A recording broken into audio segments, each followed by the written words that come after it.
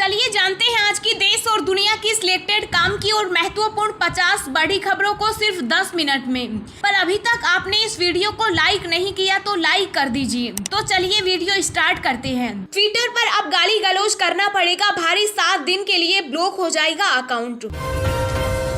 Tokyo para Olympic में प्रवीण कुमार ने जीता सिल्वर, प्रधानमंत्री मोदी और अमित शाह ने दी बधाई, कहा आप पर हमें गर्व।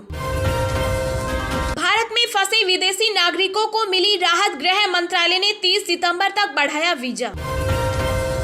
यूपी में किसान नेता राकेश टिकैत का बड़ा बयान, बोले 5 सितंबर को महापंचायत में कुछ तो होगा खास। प्रधानमंत्री नरेंद्र मोदी के जन्मदिन के उपलक्ष्य में देश भर में मनाया जाएगा किसान जवान सम्मान दिवस। राहुल गांधी का तंज, कहा मोदी सरकार रोजगार के लिए हानिकारक लोगों की नौकरी छीनने में लगी। अयोध्या में होगी विश्व की सबसे बड़ी रामलीला, बिंदु बनेंगे हनुमान तो अंगद के किरदार में नजर आएंगे मनोज तिवारी। जेईई परीक्षा में फर्जीवाड़ा, दिल्ली, पुणे, इंदौर और बेंगलुरु सहित 19 जगहों पर सीबीआई की रेड, 25 लैपटॉप 7 पीसी बरामद।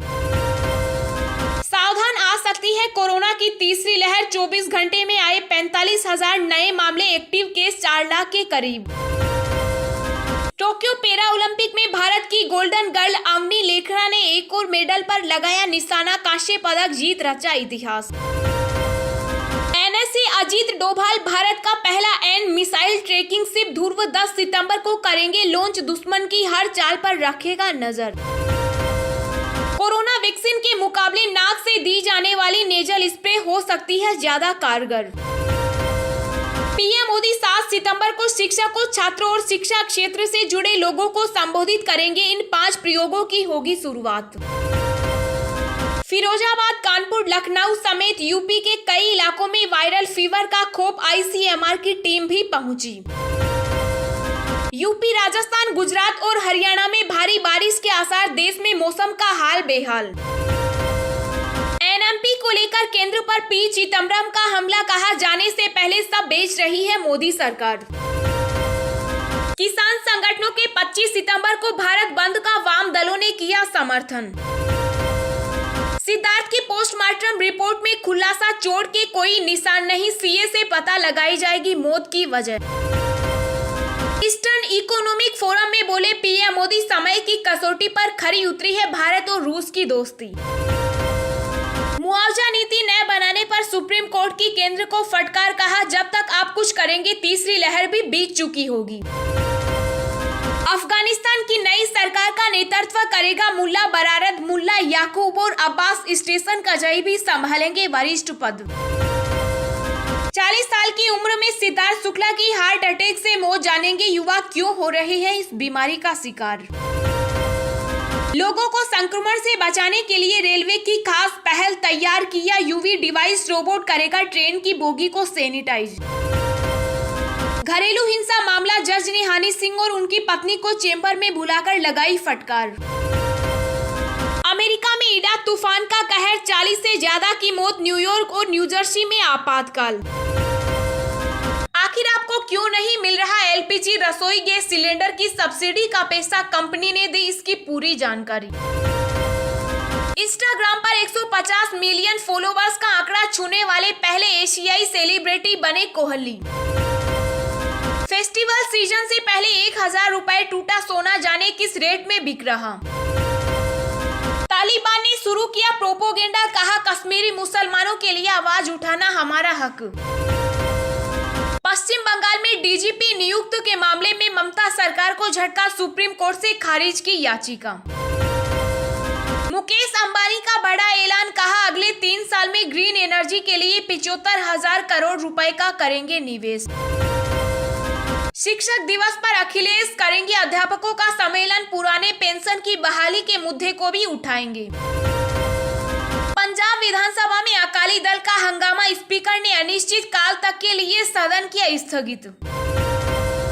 घरेलू हिंसा केस में सिंगर हनी सिंह की पत्नी शालिनी ने मांगा 20 करोड़ का मुआवजा, शारीरिक मानसिक हिंसा का लगाया आरोप। गाय को राष्ट्रीय पशु घोषित किया जाए, इलाहाबाद एससी के सुझाव का वीएचपी ने किया समर्थन, कहा देश भर में चलेगा जागरूकता अभियान। बंगाल में में उपचुनाव तारीखों का ऐलान नहीं होने पर हाई कोर्ट पहुंची राज्य सरकार, ममता बनर्जी की कुर्सी पर है खतरा। जी हां दोस्तों, और भी बहुत बड़ी काम की खबरें निकल कर आ रही है, इसलिए वीडियो को लास्ट तक जरूर देखना। तो चलिए अब जानते हैं जो महत्वपूर्ण काम की खबरें हैं उनको विस्तार से। पर इससे पहले अभी तक आपने इस वीडियो को लाइक नहीं किया तो लाइक कर दीजिए।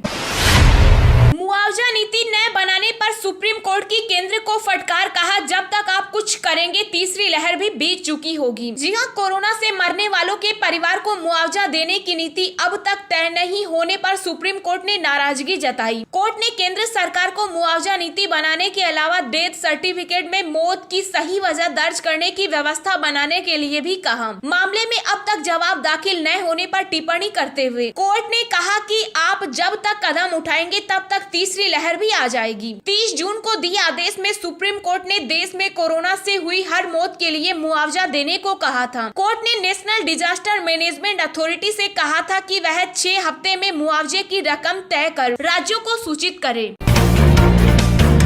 लोगों को संक्रमण से बचाने के लिए रेलवे की खास पहल तैयार किया यूवी डिवाइस रोबोट करेगा ट्रेन की बोगी को सैनिटाइज। जी हां, ट्रेन में सफर करने के दौरान लोगों को किसी भी तरह के संक्रमण से बचाने के लिए रेलवे ने एक नई पहल शुरू की। रेलवे ने एक खास तरह का वायरलेस यूवी डिवाइस तैयार किया है जिससे महज 2.5 मिनट में ही पूरी बोगी सैनिटाइज हो जाएगी। रेलवे ने दावा किया कि इस डिवाइस के प्रयोग से आने वाले दिनों में कोरोना संक्रमण को रोका जा सकेगा। आमतौर पर यूवी लाइट आम आदमी के लिए हानिकारक होती है क्योंकि यह तकनीक यूवी लाइट पर ही चलती है, इसलिए इसमें रोबोट का इस्तेमाल किया गया है। जब तक रोबोट बोगी को डिसइंफेक्ट करेगा तब तक उस बोगी में कोई नहीं रहेगा ताकि मशीन से निकली हुई किसी भी तरह की हानिकारक किरणों से दुष्प्रभाव से बचा जा सके।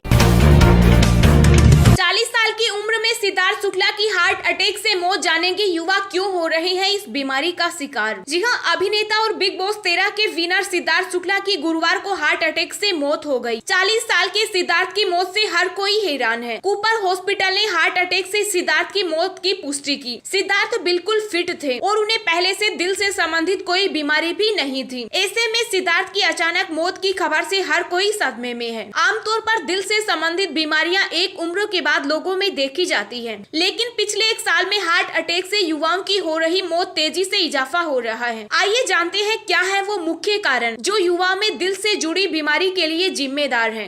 नशा। आजकल ज्यादातर युवा 18 से 25 साल की उम्र में ही धूम्रपान और अल्कोहल का सेवन करना शुरू कर देते हैं। डॉक्टरों की माने तो युवाओं की ये आदत उन्हें कार्डियोवास्कुलर डिजीज का शिकार बना रही है। दरअसल कार्डियोवास्कुलर हार्ट डिजीज एक गंभीर समस्या है जो अनेक प्रकार के हृदय रोगों का कारण बनती है। डॉक्टर्स का कहना है कि जो युवक दिन भर में 10 सिगरेट पीते हैं उनमें हार्ट अटैक का खतरा 50% तक बढ़ जाता है। बिजी लाइफस्टाइल और भागदौड़ के चलते युवा आजकल अपनी डाइट को अनदेखा कर रहे हैं। भूख लगने पर वो बाहर मिलने वाले जंक फूड पर निर्भर रहने लगे हैं। लगातार घंटों काम करने और जंक फूड के सेवन का सीधा असर ब्लड वेसल्स पर पड़ता है। यही वजह है कि कम उम्र में ही आजकल युवा ब्लड प्रेशर का शिकार बनते जा रहे हैं।